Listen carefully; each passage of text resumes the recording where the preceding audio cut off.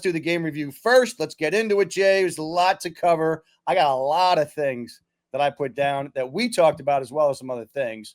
So let's get into the general game review here. Let me throw a couple of things at you. Let me get your feedback. Then we'll get deeper into the offense and defense and special teams as we always do. Let's start with this. The last game the Eagles played with the Giants outrushed them 172-73, basically by 100 yards. Right. On Sunday, the Eagles outrushed the Giants 261-66, almost 200 yards difference. That's incredible. That's what's talking about taking the physicality. Let's start here on a base level, Jay, before we get deeper into this. What stood out the most beyond like Barkley and some of the obvious things? What stood out the most to you in this game, really for the season as well as compared to like the past couple of weeks? The run game. I mean, the run game was like the obvious thing that changed everything about the game. You notice we didn't even talk about how well Jalen played because we was like, man, the run game is back. Like, so it's like you think about like the second play of the game, you run for 60-something yards for a touchdown, right? And it's like, man, it's like a sigh of relief. Like, oh. It's not even like you're not even worried about anything at that point because you're like, oh, if this is part of what we're about to do, it's crazy. It basically put the Giants on their heels. So now they don't want that to happen again, right? And then all of a sudden, everything else is open. Like everything, like the passes are working. We getting down the field. We starting off 2nd and 5 instead of 2nd and 13. The defense wakes up. I'm like, everything happened all because of the run game. You know what I mean? So I think that's a great point. Here's what I saw. Let me know what you think, because here is, to me, the most important aspect of this game. For the first time ever, all season, I thought the offense looked one word: relaxed. Yeah. They didn't look tense. They didn't look try to push anything. Everything looked like it came with ease. And I haven't seen that all year, Jay, not once. They didn't have to worry about getting AJ involved. We didn't have to focus on, forcing it in someplace. They really had, like, that was the difference to me, that everything looked like it just flowed naturally. There was nothing forced. We didn't have to get Barkley touches. We didn't have to get Tank touches. We didn't have to get Smith touches, Goddard. Everything just kind of spread out easy, and there was just no pressure. That thing. And to your point, though, the second thing that stood out, how important is that RPO, Jay? Because here's the thing. Here's the play to me that really emphasized that. The play to Dallas Goedert for the touchdown, when they faked it to Barkley and he pulled it back, the whole team, the Giants, went to the right, or at least to our right, their left. And they kind of fouled him. And then when he came around here, then it wasn't even, okay, oh, it's not Barkley. Let's reverse course. But then they focused on Jalen. Yeah. And as they're coming up to Jalen, Goddard gets past him, touchdown. So these are the things, those are the two things to me I have not seen all year that really stood out to me. Yeah, 100%. And it doesn't work if you still having the runs for 2 yards or 3 yards and they're getting jammed up in the middle. That one breakout run changed everything. Yes. Yeah.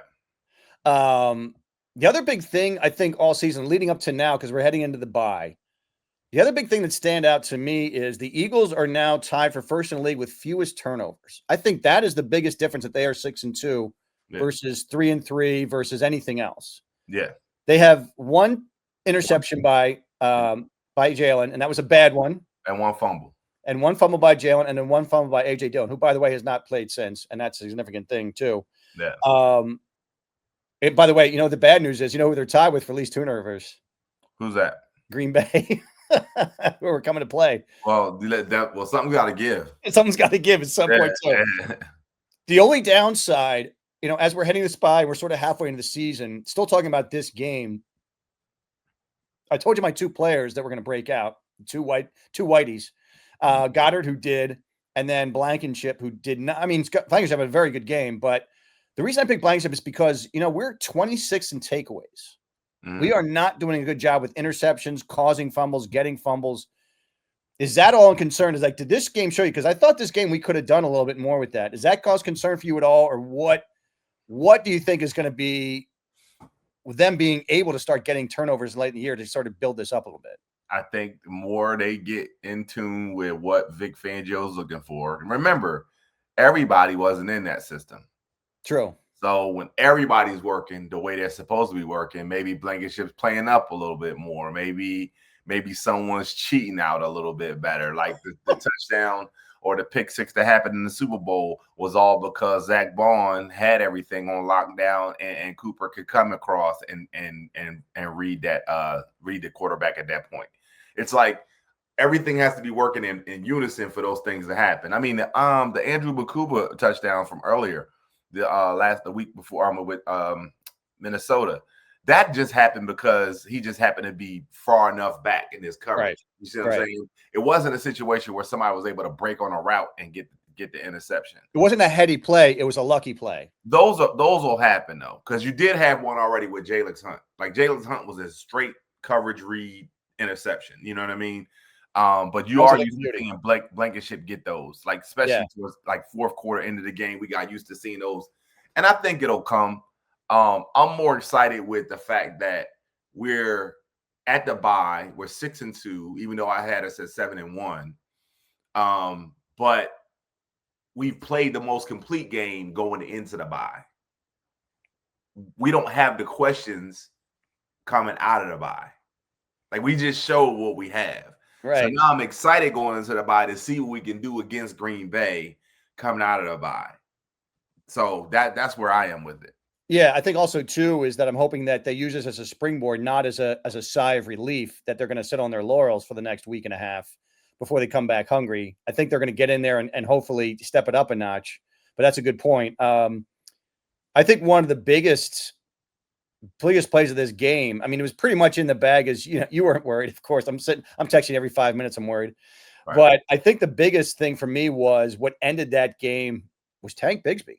And I have to do right now in this podcast, I got to give him an apology. Now, not yet, not completely. But here's the thing. Now, what did I say, Jay? What did I say? That he was a bust completely for kickoffs. And you know that he was horrendous. Yeah. You agree with that? Yeah. But we didn't know what we had with him at running back because we've never used him. And if this is any indication, then that was 2 picks very well spent. Yeah. Because this guy can play some serious ball. Because I thought to play the game, and by the way, this is weird. Fox had him at 2nd and 31. They were really 2nd and 26. So Fox actually had the wrong amount of yards. I don't know if you saw that. Mm-hmm. I looked at that on replay. But it was 2nd and 26, not 2nd and 31. But they had 2nd and 31. And then he ran for, I believe, 29 yards. And on 2nd and 26, and that was Hurt's fault, by the way, who kept going backwards for the sack. It was a, I believe, a 16-yard sack that made it 2nd and 26. And this guy runs for 29 yards. I thought that was the play of the game.